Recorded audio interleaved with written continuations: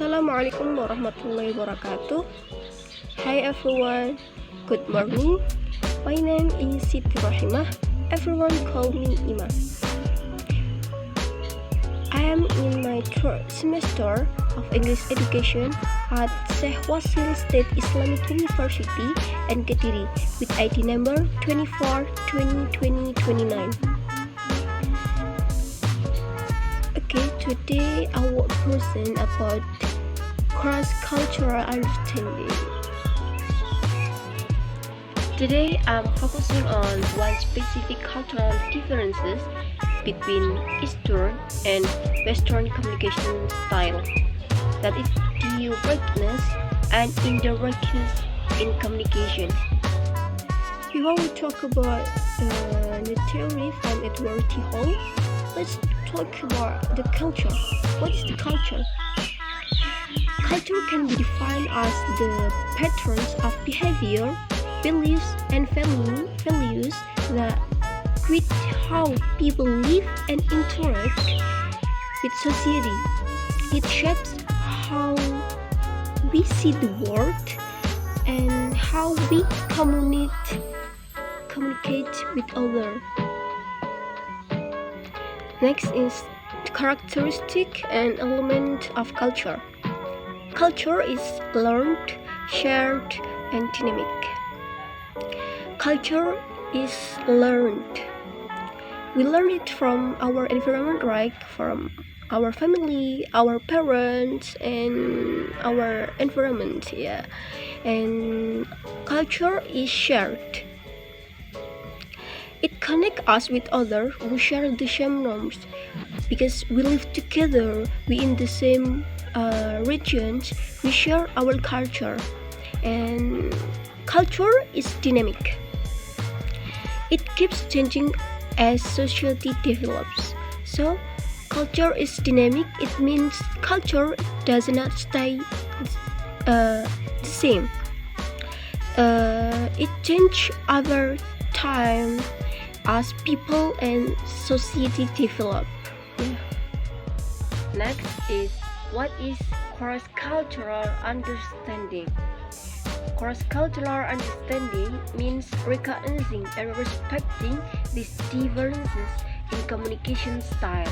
It allows us to interact more effectively and avoid misunderstanding, especially in global setting.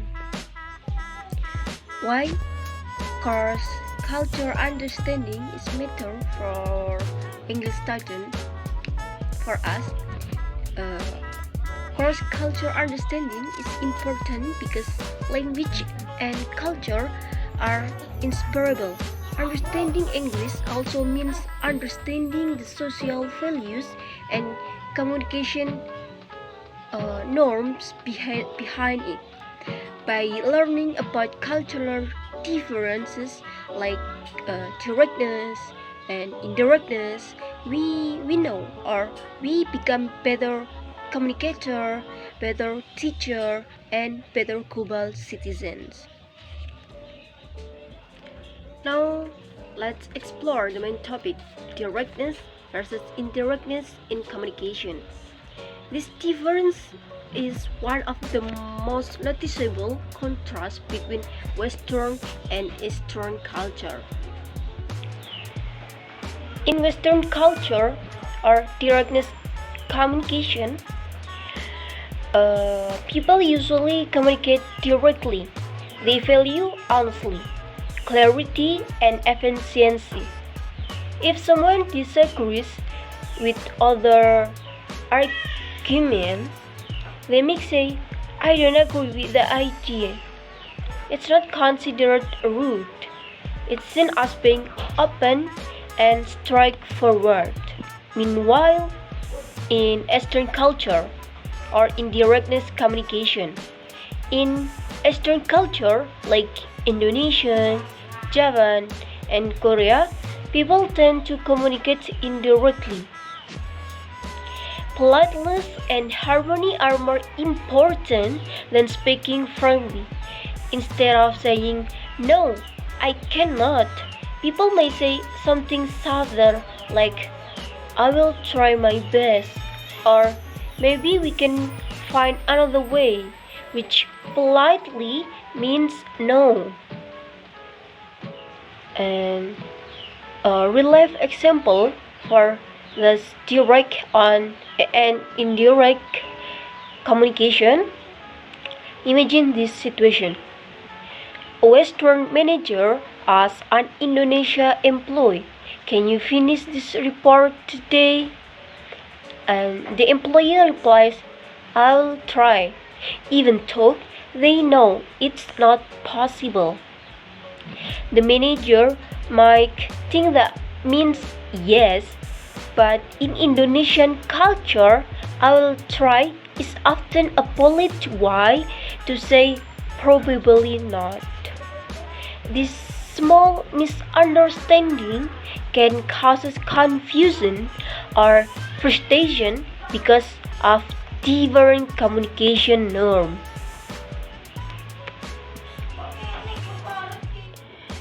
The differences can be explained using Edward Hill's theory on high context and low context communication.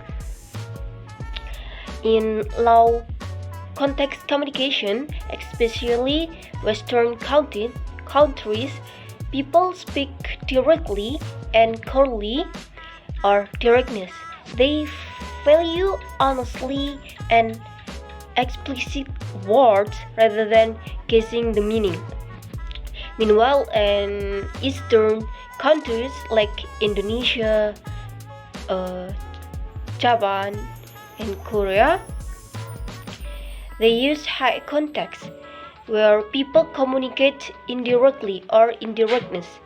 The message is often understood through tone, body language, gesture, or shared understanding, not only through words.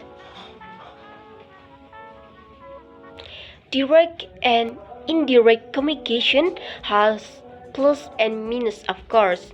Directness saves time and avoids ambiguity, but it can sound rude in some contexts. Indirectness maintains relationships and politeness, but it can lead to misunderstanding too. That's why in cross-cultural communication, it's important to adjust our speaking style depending on the person, the culture, and the situation. In conclusion, culture strongly influences people how to communicate. The difference between directness and indirectness remind us that words have different meaning depending on cultural context. By understanding theories like equal default, we can become more sensitive and adaptable communicator. As English department student, I hope this skill will help us to